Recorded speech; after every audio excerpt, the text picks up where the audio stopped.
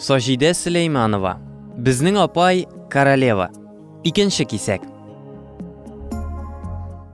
Усал тавыш белән тәртип урнаштырырга туры килде. Тегеләрнең мәш килгәннәрен телсез кешедәй карап торып булмый бит инде. Тавышны калын айтып кычкыра төшәргә туры килде шул.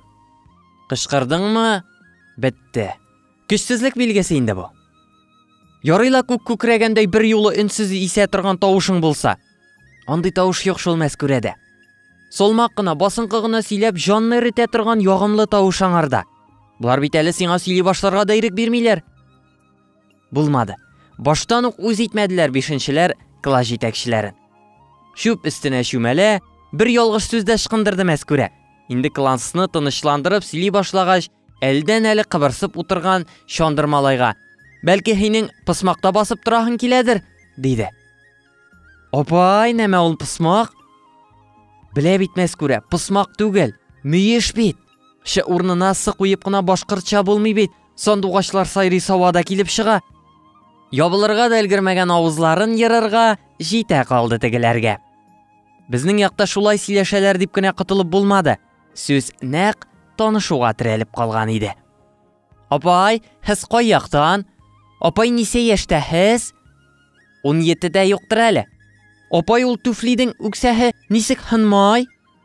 Мәскүрә урынында уен көлке белә торган кеше булса, бу мәзәк сорауларга оннан да мәзәгрәк сүз әйтеп балаларны көлдерер иде. "Синең белән минем яшьне бергә кушып урталай белсәң, нәкъ 17 була", дияр иде.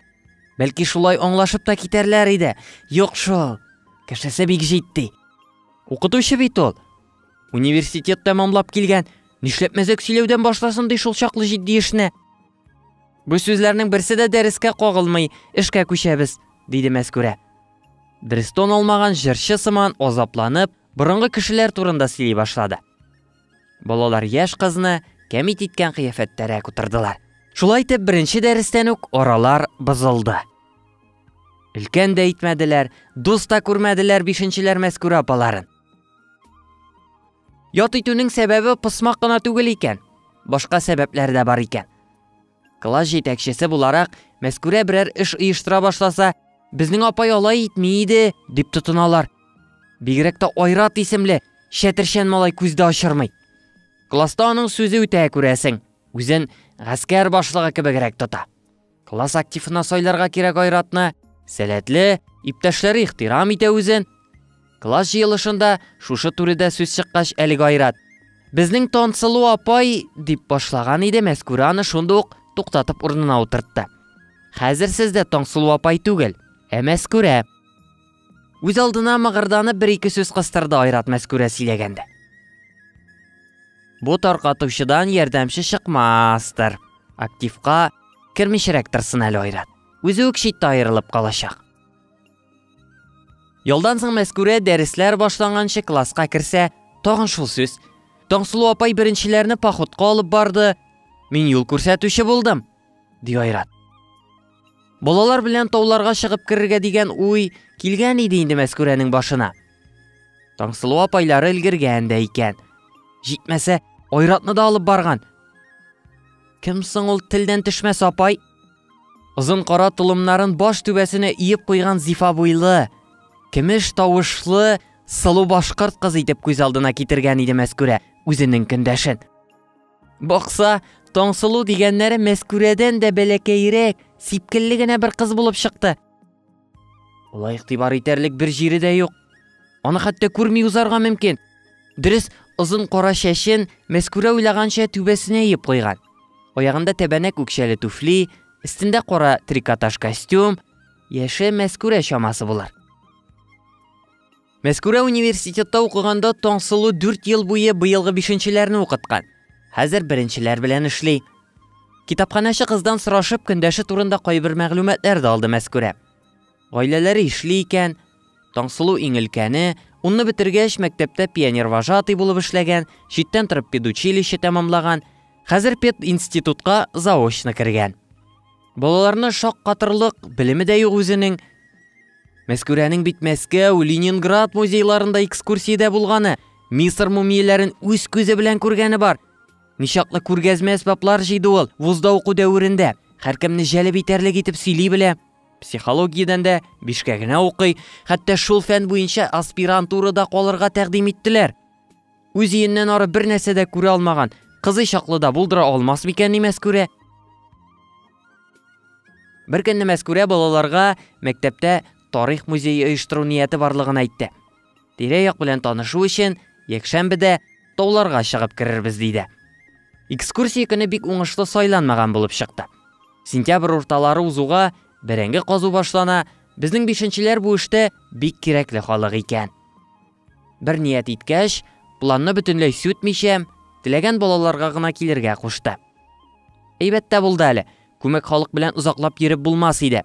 Менмәгән тау башы, кермәгән тау куышы калмады. Бер куышта Салават батыр кешеләре яшеренеп яткан дип тә сөйләделәр. Бәлки арттыралардыр, белергә кирәк булыр. Акъярның тарихын язарга, альбом төзергә сөйләшеп кайттылар. Айрат башта ук беренчеләр сугыш уен уйныйлар, Таңсылу апай мине командир итеп чакырды дип игълан иткән иде. Мәскүрә ишетмәмешкә салынды. Әйдә, йөрсен әле Таңсылу апайы белән. Артык игътибар итмәскә булды Мәскүрә аңа. Үзе үк бер көйгә килер, ахмак малай түгел, кызыксынучан. Дәрестә иң күп сорауны ул бирә. Кытайлар нишләп борынгы культураларын югалтканнар? Чехлар славяннармы? Тема буенча да темадан ерак сорауларга да җаен табып җавабын бирә Мәскүрә. Башкортстаннан кала иң күп нефтне кайсы республика таба? Моның ише сораулар борынгы кешеләрнең шөгыле турында сөйләгәндә сүз уңаеннан килеп чыга. Хәзер безнең илдә иң күп нефтне Татарстан бирә. Елына 100 миллион тонна. Ә безнең апай әйтә, буларның апайларында мәгълүматлар шактый искергән икән. Балаларга моны сиздерү зыян итмәс иде дә. Кеше дәрәҗәсен төшерү исәбенә абруй аласы килми. Башкортстанның нефттә беренче чаклары бар иде, диде ул тегеләрнең апайларына кагылмый гына. Хәзер аны Татарстан узып китте. Татарстанны закламый Төмән узып китәчәк. Аларның Салават кебек батырлары юк, ди Айрат, ниндидер тармакта Башкортстанның артта калуына кәефе кырылып. Таңсылу апайлары балаларда үз республикалары белән горурлану хисе уяткан икән. Бу хисне дә үстереп, башка халыкларга ихтирам тәрбияләргә кирәклеген сизеп ала укытучы.